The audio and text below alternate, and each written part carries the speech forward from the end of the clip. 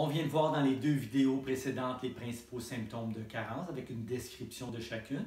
Maintenant, je vais vous montrer des images supplémentaires pour vous familiariser un petit peu plus avec les symptômes visuels des carences, des principales carences en éléments nutritifs. On commence avec la carence en azote. Ce qu'on avait dit dans les vidéos précédentes, c'est qu'en carence d'azote, ce qu'on observait sur les plantes, c'est principalement un jaunissement uniforme des feuilles qui était plus marqué sur les vieilles feuilles ou sur l'ensemble de la plante. Ici, on voit un petit peu les deux. Donc, vous avez une plante qui est fertilisée normalement en azote et à gauche, une plante qui est en carence d'azote où on observe un jaunissement général. Sur la photo ici, des plantes concombres en pot. Les deux plants de gauche sont fertilisés normalement et les plants de droite sont en carence d'azote assez sévère, évidemment, et le jaunissement, dans ce cas-ci, il est général. Dans le cas de la plante ici, on observe un jaunissement de certaines feuilles et si vous observez comme il faut, vous allez voir que c'est les plus grosses, les plus vieilles feuilles qui jaunissent. Donc dans ce cas-ci, c'est un jaunissement qui est plus marqué sur les vieilles feuilles. Et dans le cas de la photo, la quatrième photo, le terrain, on pourrait le séparer en deux. Juste dans le haut, on voit des plantes qui sont normalement fertilisées et dans le bas, c'est des plantes qui sont en carence d'azote ou encore là, on voit un jaunissement qui est plus généralisé. Donc, jaunissement généralisé ou jaunissement plus marqué sur les vieilles feuilles. Sur les photos ici, la même chose. Des plants de maïs, donc carence d'azote par rapport à un plant qui est fertilisé normalement. Ici, une plante en carence d'azote par rapport à une plante qui a un feuillage d'un vert normal. Sur des feuilles de maïs, une feuille normale, une feuille assez carencée en azote et de plus en plus. Donc, le jaunissement s'accentue. La même chose ici, on voit un jaunissement des feuilles. On n'avait pas donné ce détail-là dans les vidéos précédentes, mais dans certains cas, la carence en azote, effectivement, la feuille peut finir par brunir. Elle jaunit tellement qu'elle finit par mourir. Encore une fois, des carences en azote versus feuillage normal. Sur un palmier, un jaunissement assez général. Ici, encore une fois, dans un champ, vous avez des plantes normalement fertilisées. Et ici, en carence d'azote, c'est beaucoup moins dense comme feuillage et beaucoup plus jaune. Et sur des fraises, ça, c'est une des plantes qui peut nous montrer un rougissement des feuilles. J'ai dit tantôt, la carence en azote, c'est un jaunissement des feuilles. Et chez certaines espèces, on observe aussi un rougissement. Donc, on le voit très bien ici sur les feuilles de fraisier, où on observe une couleur qui est vraiment rouge. Alors que le phosphore, on le voit tantôt, c'est plutôt mauve. Toujours pour des carences en azote, dans un champ expérimental, donc des plantes fertilisées normalement, et à certains endroits, ils ont créé des carences en azote, et on voit que le feuillage est beaucoup moins dense et beaucoup plus pâle. Sur les deux photos ici, on observe encore une fois le jaunissement plus marqué sur les vieilles feuilles. Et dans le cas des photos ici, on observe encore une fois, c'est du tabac probablement, jaunissement des vieilles feuilles et même un rougissement qui commence à apparaître.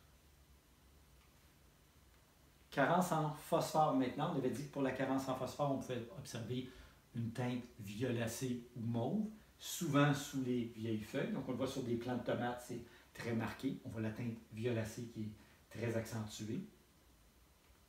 Toujours pour la carence en phosphore, encore une fois la teinte mauve. On voit la différence avec le rouge de l'azote de tantôt. Donc pour la carence en phosphore, c'est plutôt mauve violacé. Encore une fois sur du maïs. J'ai dit plus tôt, souvent la carence apparaît sous les feuilles, mais dans certains cas, on peut aussi la voir sur le dessus, comme dans les deux cas qui suivent. Toujours pour la carence en phosphore, la teinte violacée qu'on voit ici. Celui-là, on le voit un petit peu moins bien. C'est même pas évident si c'est l'azote ou le phosphore. Mais ici, on le voit très bien aussi, la teinte violacée. Donc ça, c'est pour la carence en phosphore, teinte violacée qu'on observe souvent sous la feuille, mais quelquefois sur le dessus aussi. Maintenant, la carence en potassium, on disait que ça provoquait une nécrose, d'abord une chlorose, puis ensuite une nécrose du tour des vieilles feuilles. Donc on le voit ici, ça commence par jaunir et ça finit par nécroser. Pour la raison que j'ai dit plus tôt, le potassium aide l'eau à rentrer dans les cellules. S'il manque d'eau dans les cellules, ça a tendance à sécher et ça sèche sur le tour de la feuille avant de sécher dans le milieu. Même chose ici, le bord de la feuille. Ici aussi, sur un pommier, le bord de la feuille qui sèche, puis en plus qui frise, ça peut arriver, mais c'est d'abord ce qui distingue la carence en potassium, c'est la nécrose. Toujours pour la carence en potassium, nécrose du tour de la feuille, nécrose du tour des feuilles ici aussi. Et dans le cas de la photo ici qui est intéressante, on voit l'évolution de la carence. Donc on commence avec une feuille normale, un début de carence en potassium avec le tour de la feuille qui commence à chloroser. La chlorose s'accentue, on commence à avoir de la nécrose. La nécrose finit par apparaître Et dans le cas d'une carence avancée, la feuille finit par sécher vraiment sur le pourtour. Donc ça, c'est pour la carence en potassium. Et toujours pour la carence en potassium, on le voit sur les photos ici, nécrose du tour des vieilles feuilles, chlorose qui commence à évoluer en nécrose. Ici, on est déjà en nécrose et là aussi, toujours sur les vieilles feuilles. Donc, on dit éléments primaires sur les feuilles du bas. Pour l'azote, jaunissement. Pour le phosphore, violacé. Pour le potassium, assèchement ou nécrose. Maintenant, pour la carence en calcium, je vous rappelle, le calcium faisait partie des parois cellulaires. S'il manque de calcium, ça va avoir tendance à friper, froisser, comme on le voit ici sur un plan d'épinard. Et ce qu'on observe souvent dans un potager, on appelle ça la pourriture apicale. Et souvent, les gens pensent que c'est une maladie fongique. Ça pourrit sous le fruit. Et pourquoi ça pourrit sur le fruit quand il manque de calcium? Parce que ça, c'est un symptôme de carence en calcium. Pourquoi ça finit par noircir sous le fruit? Bien, le méristème du fruit, il est en dessous. C'est là que les nouvelles cellules se développent. Et s'il manque de calcium, on l'a vu, ça a tendance à brunir aux extrémités. Alors, ça va brunir sous le fruit.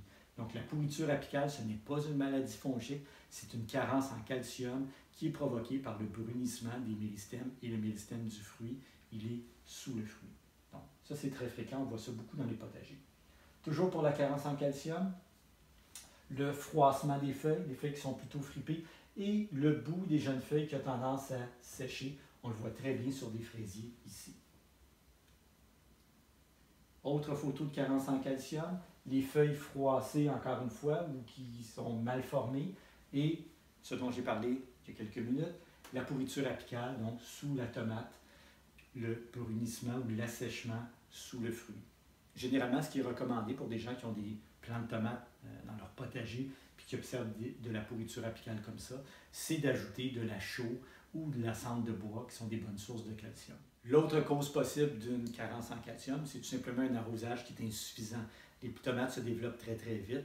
Si l'eau ne rentre pas régulièrement, ça se peut qu'il y ait du calcium dans le sol, mais il ne rentre pas assez vite pour les besoins des plantes. On peut aussi observer une carence en calcium ou la pourriture apicale sur la tomate. Maintenant, le magnésium, on disait que ça jaunissait entre les nervures à peu près dans le milieu de la plante. Donc, ce qu'on va observer, on le voit ici, les nervures sont vertes et ça jaunit entre les nervures. Sur un pommier, jaunissement entre les nervures qui est en train d'évoluer en nécrose. Donc, souvent, la chlorose, avec le temps, finit par évoluer en nécrose. Donc, pour le magnésium, on observe, je répète, un jaunissement entre les nervures, mais qui éventuellement pourrait aussi brunir, comme dans le cas ici. Toujours pour la carence en magnésium, on observe un jaunissement entre les nervures, généralement plus marqué sur les feuilles intermédiaires. Et encore une fois, la chlorose peut évoluer en nécrose. Donc, on le voit très bien ici. Ça, c'est un beau symptôme de carence en magnésium. Celui-là aussi, on voit que ça rentre à l'intérieur de la feuille. Contrairement au potassium qui est juste la bordure, le magnésium, ça va vraiment à l'intérieur de la feuille. Et ici, on le voit très bien, encore une fois, une carence en magnésium. La carence en magnésium et la carence en fer, ça se ressemble. Mais le magnésium, c'est dans le milieu de la plante, alors que le fer, c'est un oligo. Et on disait tantôt, oligo en haut. Donc, carence en oligo-éléments, principalement la carence en fer. Jaunissement, encore une fois, entre les nervures, plus souvent marqué sur les jeunes feuilles. Ça commence dans le haut de la plante. Ça commence chez les feuilles du haut. Encore une fois, ça jaunit sur les feuilles du haut, sur les bouts de branches. Donc, jaunissement entre les nervures, plus marqué dans le haut de la plante. La carence en barre, on disait que ça ressemblait à la carence en calcium, mais que dans certains cas, on avait le cœur creux ou le cœur brun. On a vu une photo tantôt avec du chou-fleur. Là, on le voit avec probablement du radis. Ça craque à l'intérieur. Pour une pomme, la même chose, ça peut craquer, mais dans ce cas-ci, c'est plus un brunissement qu'on observe, ce qu'on appelle le cœur brun. Donc ça, c'est pour des carences en barre. On voit ça aussi des fois sur du céleri ou des pommes de terre. D'ailleurs, sur la photo ici, on le voit sur du céleri. Ça craque à l'intérieur du céleri.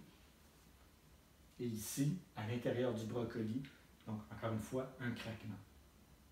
Et le bourgeon terminal qui sèche ici, toujours pour la carence en barre. Ça fait pas mal le tour des carences en éléments nutritifs. Je vous invite à essayer de deviner maintenant. Je vais vous présenter quelques photos et vous allez essayer de deviner les carences. On commence avec la première. Qu'est-ce qu'on observe sur cette photo-là? Je vais vous aider un peu. Jaunissement général, carence en azote.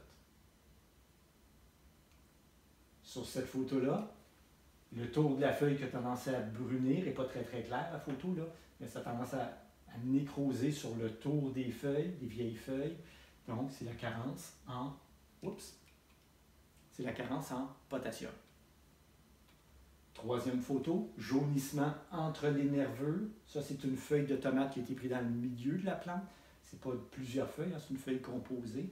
Donc, pour la tomate, si on voit un jaunissement comme ça entre les nervures, si la feuille a été prise dans le milieu de la plante et qu'on observe ces symptômes-là, c'est une carence en magnésium. Autre image, encore une fois, un jaunissement entre les nervures, mais là, on est en bout de branche. On est à l'extrémité sur des jeunes feuilles. Donc, oligo en haut, jaunissement entre les nervures sur les feuilles du haut, évidemment une carence en oligo, carence en fer, possiblement en manganèse, mais le plus souvent, c'est le fer. Cette plante-ci, un plant de tomate en pot qui a l'air de pousser dans un sol très pauvre.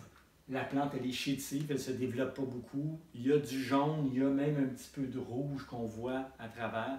Donc ça, c'est une carence, encore une fois, une carence en azote. Faible croissance, jaunissement et couleur rouge. Donc carence en azote. Ça, j'en ai parlé aussi dans la vidéo précédente, puis même au début de celle-ci.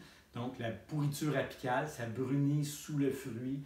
Pour les tomates, c'est la carence en calcium. Brunissement des méristèmes, donc carence en calcium.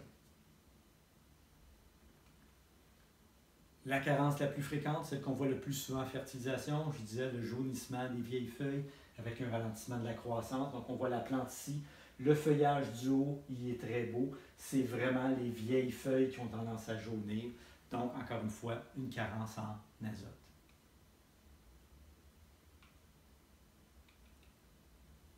Ici, ce n'est pas super clair la photo, mais c'est le bord de la feuille qui a tendance à faire des picots et à sécher. Donc, c'est nécrose du pourtour des vieilles feuilles, la carence en potassium.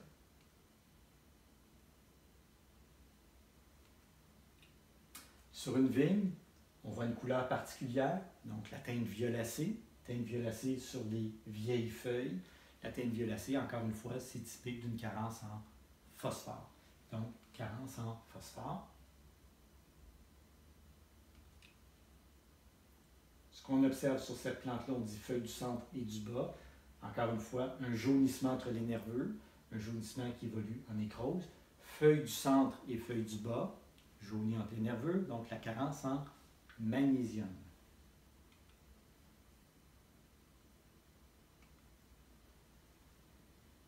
Jaunissement des feuilles entre les nervures et on parle des jeunes feuilles. Donc pour les jeunes feuilles, on le dit souvent, feuilles du haut, oligo sur les feuilles du haut, donc jaunissement entre les nervures sur les feuilles du haut, c'est évidemment la carence en fer. Jaunissement entre les nervures, feuilles du centre et du bas, on part du milieu en descendant, ça jaunit entre les nervures, encore une fois, carence en magnésium.